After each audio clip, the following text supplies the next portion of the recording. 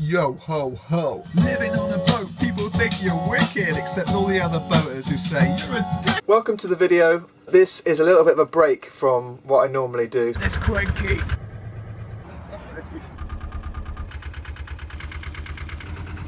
There's been so much crank in it, it's time to sit back and reflect, just like my glasses. Today marks 2 years of my having lived aboard.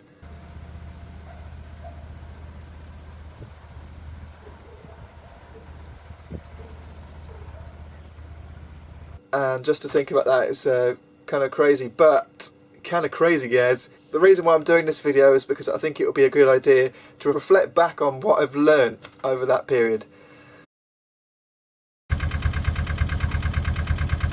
Oh mate, do you know where the nearest Nando's is? I've had to sort of obviously get in my own winter fuel and things like wood, so I've learnt always to, if I see a bit of good kindling or firewood around, just grab it, get it in the boat. Oh, tell you what, that's going straight in my basket. Because I've spent a lot of money on fuel, on coal, and I've met people who said, no, you can get by without buying anything, just keep chopping up logs and you'll be fine. I've grown a few herbs and salad sort of on the roof, which kind of worked, but in winter not so much because I put it next to the chimney, and obviously the coal fumes going across it, not very tasty. Just looking at my list, I'm prepared. Use your decompression levers, okay. Dipstick, yeah, okay. Don't muddle the gear sticks up. Sorry, what? DIY and things like painting and having to fix things. Just learning how to become a man. That's one of the things I've learned my last 2 years.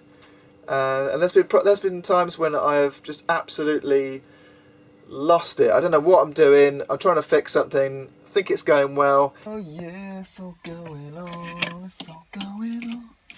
What does this do? But then when you do actually figure it out, for example, there was a time when I was without hot water, and I rang up so many different people, tried to get advice off different marinas. In the end, Braunston Marina came through. They were the guys that helped me fix it. But yeah, my water pump wasn't powerful enough, but I only learnt that through trial and error. And now that I've been through all that palaver, I really do feel a lot more confident with the job that 2 years ago would scare me to death. So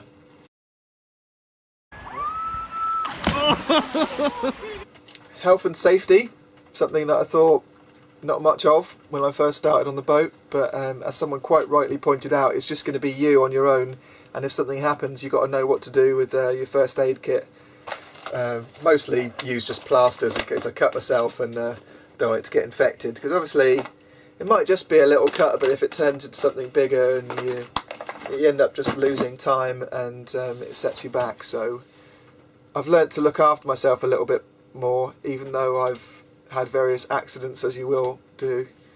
Yeah, just learnt to make sure I sort things out, disinfect certain things, the rolling boil on the kettle to make sure the water's purified. I haven't made myself ill, so I think I'm doing alright. I feel a lot more confidence now. Obviously these videos help with that sort of side of things, but generally meeting people and saying, you know, I'm proud to have a boat, I'm proud to live the life that I've got.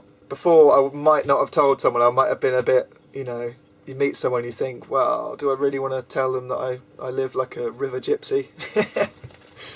But then I've also learned that it's not really like that. You can still have a normal life.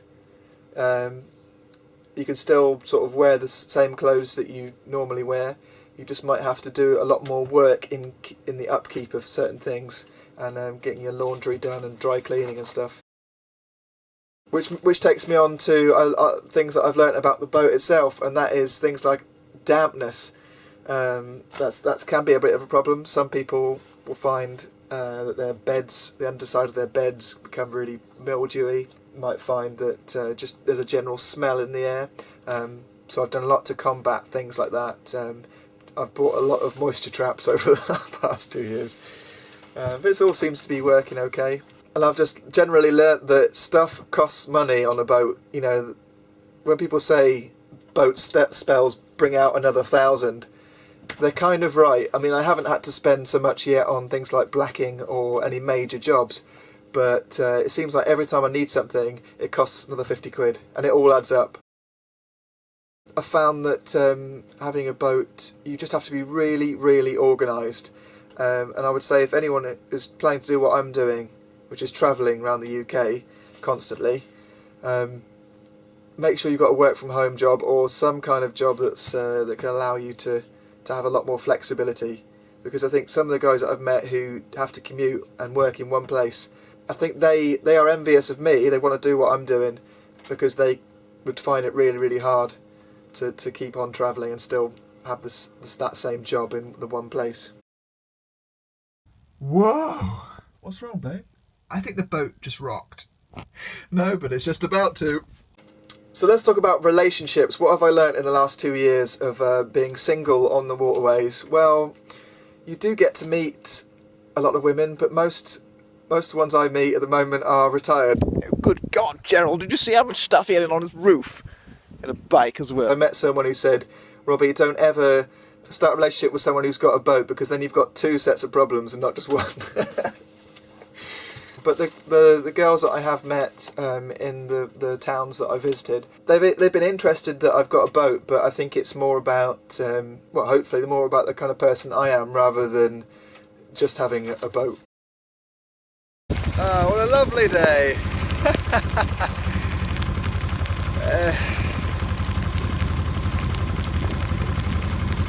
I think a lot of people get a boat because they've had some kind of trouble in their life. I've met so many people who are just like, well, I bought this boat because I split up with my wife, or I bought this boat because I was just having real sort of issues with depression and stuff like that. And that's cool, you know, I think that's great. And I just want to give all you guys a big hug. Come on, bring it in. Because life is tough, and although getting a boat can be a good solution, I think it's more part of a bigger process, really. So I'm very lucky that I am mentally stable, I think. But I have at one point suffered from anxiety just before the getting the boat. I went through the whole process of how the hell am I going to afford something like this, and you know, I didn't have a job at the time, and I didn't have a partner or anything like that, so I was just thinking, oh my god, you know, it's just getting too much for me. But I think it wasn't the boat that did it, it was just the process that I went through. I just managed to come to terms with the fact that something like anxiety or depression or whatever, it's always going to be there. It's just how you deal with it, I think. I might be wrong, but for the time being, I think it's something, if you do suffer from that, it's just something you have to keep fighting. But I'm in your corner. You and me, we're going to make it.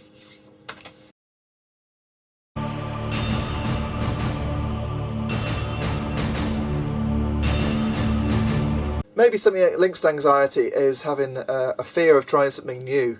And that's something I might have had before I started this. But soon after getting on board and starting to travel around new places and just keep meeting new people all the time, it just I feel almost fearless. For example, if I'm going into a new pub and I'm just sort of walking in there and I don't know anyone there, and you know, you could feel really, really quite anxious in that environment. But I just honestly don't give a because we're all people at the end of the day, and everyone else is more concerned about how they're coming across, really, aren't they? So constantly pushing out that bubble, that comfort zone, has given me a boost in terms of bravery, definitely. So I recommend this sort of experience to anyone who wants to prove to themselves that they're a lot braver than they think they are. Please be my friend, please, please, oh, Please come back! Found living on a boat has definitely brought me closer to nature, and because I'm surrounded by water, anything that I chuck overboard, it's just, you know, you're not going to want to just pour bleach in there, are you? And rubbish and all that sort of stuff. And although recycling is just almost impossible, it's always on my mind because you just you feel a lot more connected with nature, having living almost outdoors all the whole time. And even things like spiders, my great nemesis, I've sort of come to terms with them because it's all part of this food chain, isn't it? You know, the flies will bother you in summer, but you've got the spiders to sort them out.